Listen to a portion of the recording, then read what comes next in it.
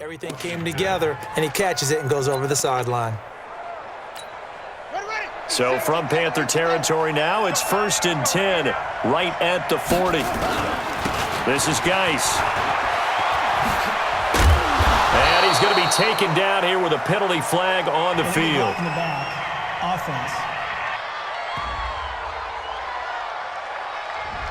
So a decent gain, but all for naught on the penalty. It's too bad, isn't it? They were feeling pretty good about it. The only people celebrating, the guys who just gave up that play. Here's a quick throw out wide. It's McLaurin. And they'll get this just to the 47, 1-yard gain. What terrifies defenses when they see slant routes thrown is that the receiver is on the move, and oftentimes he catches it and gets upfield. That's a really nice job rallying to him and stopping him for a minimal gain. Throwing on 2nd and long. Haskins. I always laugh when people say, what's the toughest route to defend? And I'm like, any of them, especially if it's a good receiver.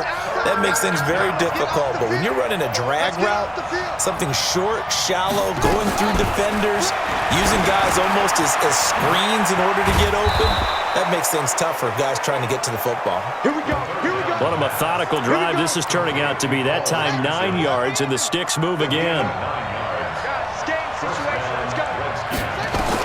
Now Haskins on 1st down. Middle of the field, he's got McLaurin. And he'll be brought down inside the 20 at the 19.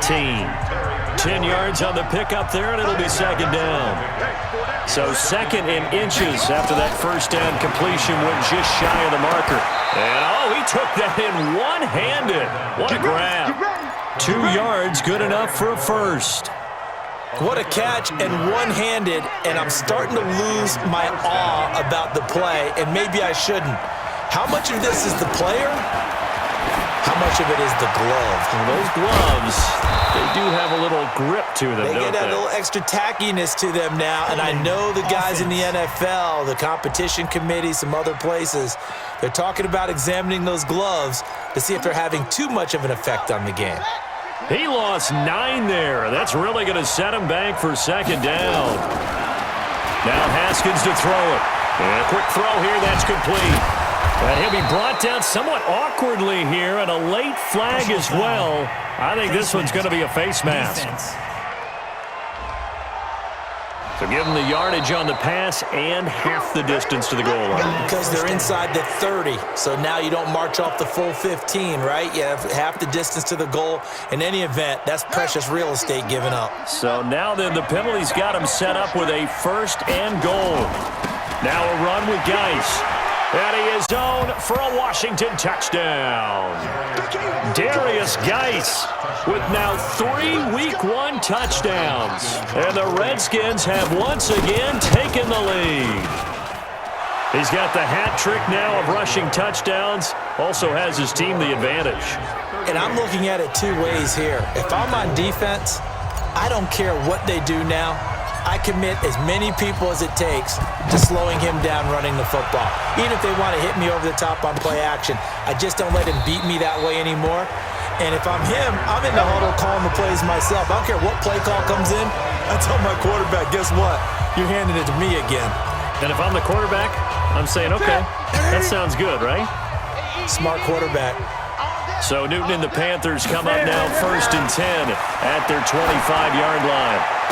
A good start to the drive. Here's that's caught out on the left side. And they work this well upfield across the 45. 23 yards, the final tally. So 1 play, and they're already just shy of midfield. Newton now to throw. And he's got the hook up to Moore. Give him 15 there. The Panthers have a 1st down. Tell you what, he's been able to put the ball in some tight spots all game long. That throw, no different. Yeah, a lot of people would call it a gutsy type of a throw. I think he looks at it as, I can do it, so it's not that big of a deal to me. I'm going to keep firing. Flushed out right. He'll get 3 yards on the scramble there at 2nd down. Looked at me like they adopted what my kindergarten teacher always said. If at first you don't succeed, try again. And finally, able to hold him in check. He'd been carving him up running the ball. That's the first time I think I've seen where the coverage was good downfield and they accounted for him and stopped him for a short pickup. Yeah, I don't think it was a big adjustment, but much more emphasis on making sure they knew where he was when he decided to take off and go. Back to throw. And Robinson with a big catch. And taking it to the 15-yard line before he's brought down. Give him 15 there, and the Panthers have a first down. And he can't get a throw away. He's taken down. Matt Ioannidis in there to take him down, and the clock will roll. This is caught by Robinson. And he'll take this into the end zone. Touchdown, Carolina. Demarcus Robinson, already his second touchdown here in this opening weekend, as his guys have taken the lead here in the final 2 minutes. Wow, I know it's a never-say-never situation, but to me, that looks like that's the one that's going to finish them off. The score that puts them in front here late, but not. You got to rally your kick team, don't you, and say the last thing we need is a big return. And what happens is guys get overeager, get out of their lane because they're so excited they want to make the last tackle. You mess up, could come back at you a long way. So here's Haskins and the Redskins. Down by a field goal, 1:08 to go. This is only week 1 of the season, folks. Get strapped in as they come up here 1st and 10. Here's a throw, complete right side to start things out. The Redskins now going to use the first of their 3 timeouts as they get the stoppage with just over a minute to go in the game. Now 2nd and 7 from the 23. They'll look to throw. And this one complete to Reed. And he's got it past the 30 before he's hit and dropped. 10 yards there, good for a Redskin first down. Here we go with Haskins. Flush to his right. And seeing no options, he just tosses this one away, incomplete. Now that'll bring up 2nd down. This defense has watched their lead dwindle away. This is where they really need to bow up. They executed well there. And it's often hard after you've played really well early and then you kind of relax a little bit to step on the gas. And that's caught inside the 35.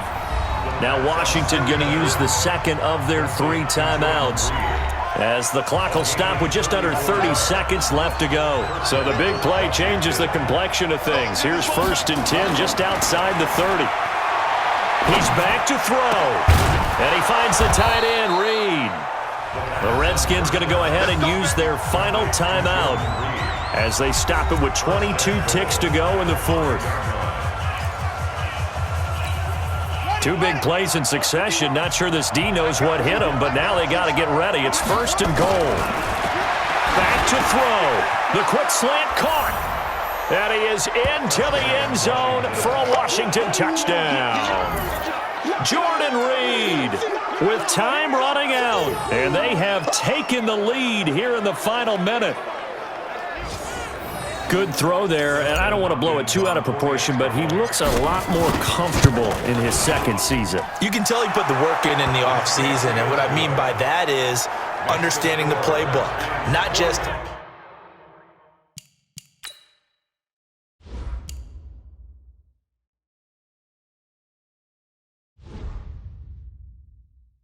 the plays and how to execute them, but how to do it against a variety of defenses. Also understands his team better, what they can and cannot do. You can see the confidence rising in him as he plays. That'll be taken in the end zone. And with time a factor here late, he'll just take a knee and they'll put it out to the 25. Now the Panthers offense, they get set to come back onto the field. Critical condition here, obviously. Got to hope to get something quick right and then maybe take that shot deep. And once they do take the big shot, You've got to worry on defense. Of course, no one getting behind the defense and make it an easy throw.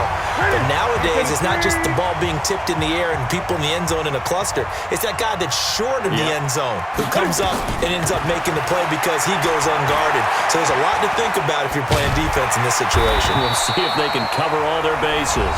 Now they do indeed get the timeout, so all is not lost. They'll have a chance for one final heave to the end zone.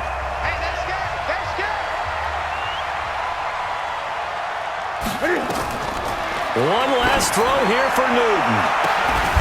And this is going to be caught. He won the fight for the football. And he'll take this into the end zone. Now, hold on here. We do have a flag down. So let's see what this is about. And yes, they want the points, so they will decline the penalty. No question there. You don't think they spent a couple of seconds mulling over what the penalty would do for them? I don't even know why they asked the sideline. Not at all. When you put the ball in the end zone on a takeaway, take the points and keep moving. Still got to be.